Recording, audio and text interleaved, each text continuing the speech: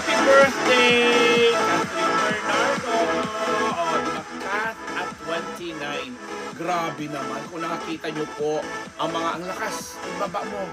Kung nakita nyo po ang mga naglabasang mga photos nito ni Kath, talaga namang, alam mo, itong si Catherine, kung nadagdagan siguro ng mga kahit man lang mga 3 inches yung, yung height nito, ano to beauty queen to Miss Universe ang peg. Ang sexy. Napakagandang bata. 29 years old na pala ito si Catherine. Medyo naloloka lang ako kasi naalala ko nung nasa ABS pa po ako. Madalas ko silang dalawa kasi ni Julia Montes yung mga baby ko dun no, sa Going Bulilit.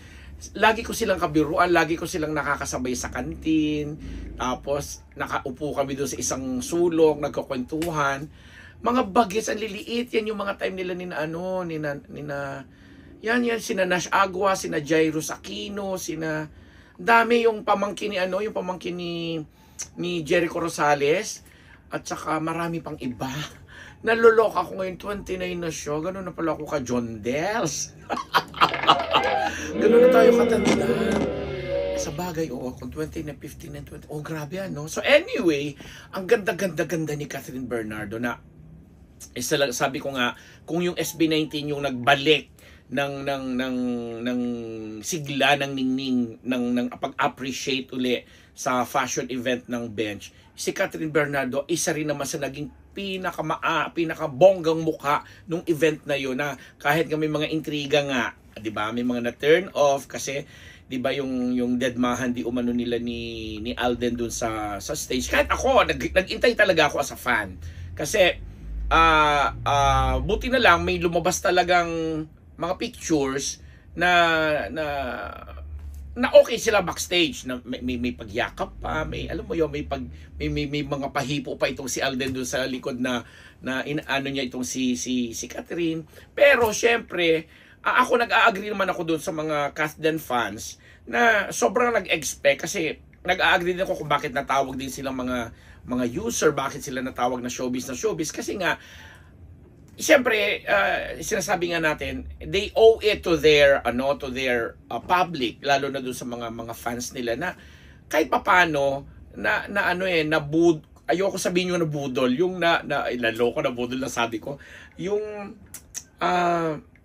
napaasa nila na may something sa kanila, lalo pa nung nagpo-promote sila nung kanilang Hello Love Again movie na bilyones na nga ang kinita, parang nagamit kasi. So kahit man lang daw sana nagsulyapan or nagmuestra lang, kumaway man lang or what, masaya na yung mga fans. Kasi yun ang ini-expect ng mga tao, dahil hindi natin binibili yung sinasabi ng iba na it's not about them, it's not about Catherine. Yung Bench fashion show not about Catherine and Alden. Kanino ba yun? Para kanino? Di ba? Para yun sa mga fans. Kaya nga sila doon nagpa-participate sila. So partly para sa kanila din yun, at tungkol din sa kanila yun, kasi nga pinapakita nila yung body of work na sinasabi nung naging tema nung fashion event. But anyway, okay naman, mabuti naman, syempre normal na babash, at ako na balanse kasi para maintindihan din siguro ni Kath at saka ni Alden na may mga na-disappoint na mga tagahanga nila, na alam mo yun, umasa na kahit man lang magkawayan man lang sana, lalo pat si Mr. Benchan lang naman yung nakapagitan sa kanila doon sa finale na pinag-uusapan, na di umano'y nakitaan nga na nag-deadmahan sila, which is talagang kung babasahin mo at susuriin mo, nag-deadmahan. But anyway, hindi na tayo magde-delve into that kasi naayos naman nagpakita naman ng ebidensya na backstage ay okay sila, alam mo na. And ang inaabangan na lang natin as of today is March 28.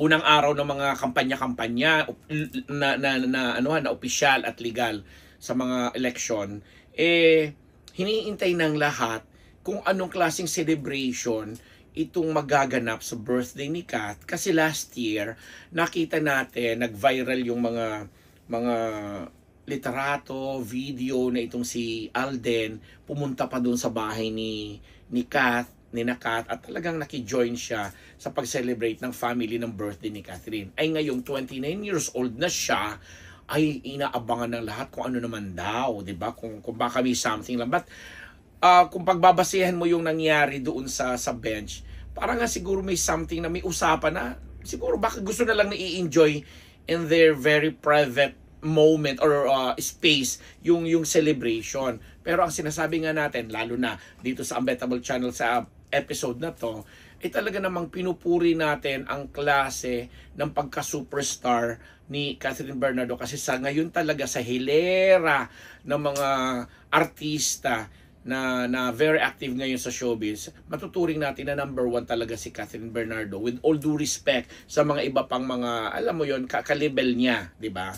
Kagaya ni Kim Chiu, ni Janine, ni Julia Montes, Julia Barreto, at iba pang mga top leading ladies ngayon. Siguro naman ay mag-a-agree sa akin ang karamihan na talaga namang number 1 ngayon among the female leads itong si Catherine Bernardo.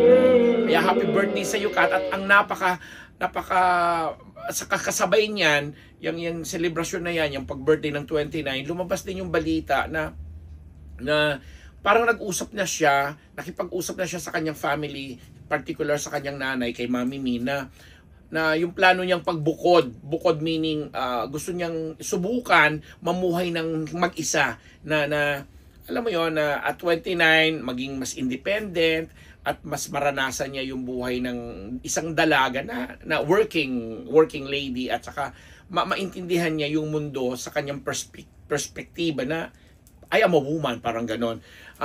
Wala naman din kami nakikita ang kami bilang mga nakakatanda. Parang nasikabi naman, it's about time siguro. Pero syempre, bilang nanay, kahit pa paano, masakit yun, di ba?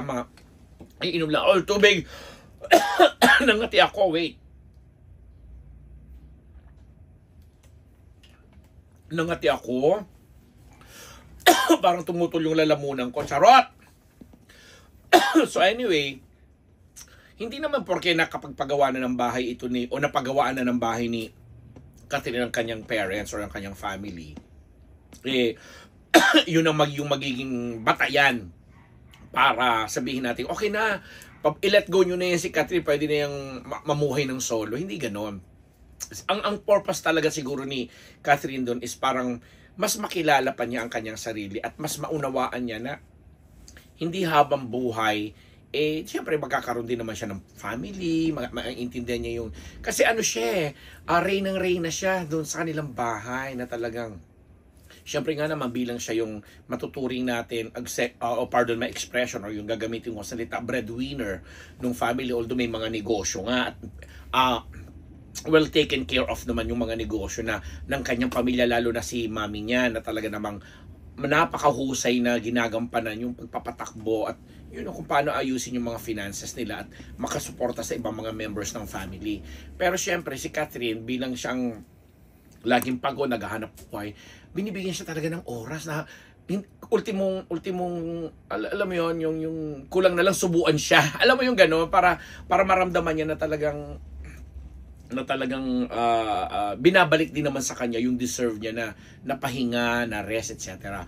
And yun siguro yung gustong maranasan ni Kat ngayon na nagnanais na siyang mamuhay or humiwalay for a while, na hahanapin niya yung sarili niya at titingnan niya kung kakayanin niya bilang isang independent and empowered woman. Oh, di ba? May mga pag-ganon-ganon tayo ngayon, ano?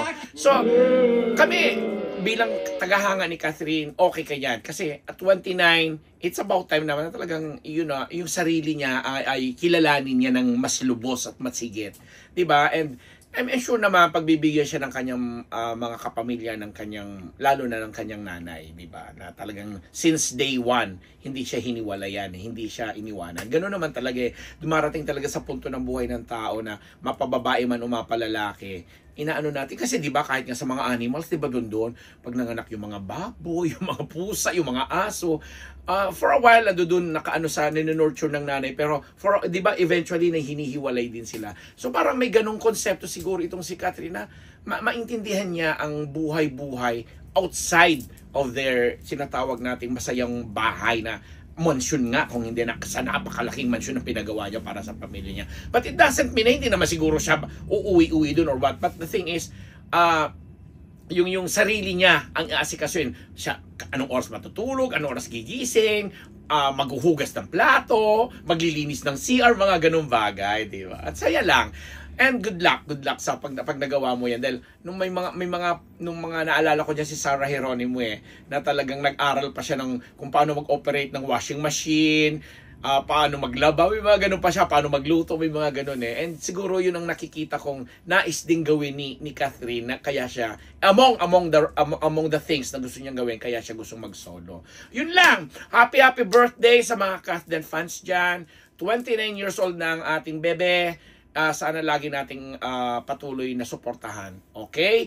Maraming salamat sa inyong lahat. Ideal Vision, thank you very much. Timas Philippines, MWell, Dr. Jessica D, Mama Shakeable Revilla, Dr. J. Recasata, and Dr. Sheila Recasata ng Faces and Curves, Dr. Pong Magtibay, Dr. Jessel. Puro doktor talaga binabati ko. Batiin ko na rin si Dr. isa pa yung doktor ko na kaibigan. Nakalimutan ko tuloy yung kaibigan kong doktor. At shout out sa mga kaibigan natin mula kay Lani Michel, kay Miss Bel Constantino, kay Soki Esteves, Lolita de Dios Katsuki, Lee Reyes, at sa lahat po ng mga kaibigan at kapamilya po natin, kapatid, kapuso sa ibang dako ng Pilipinas at sa labas ng Pilipinas. Diyos Maray na Banggi po. Happy birthday, Kat!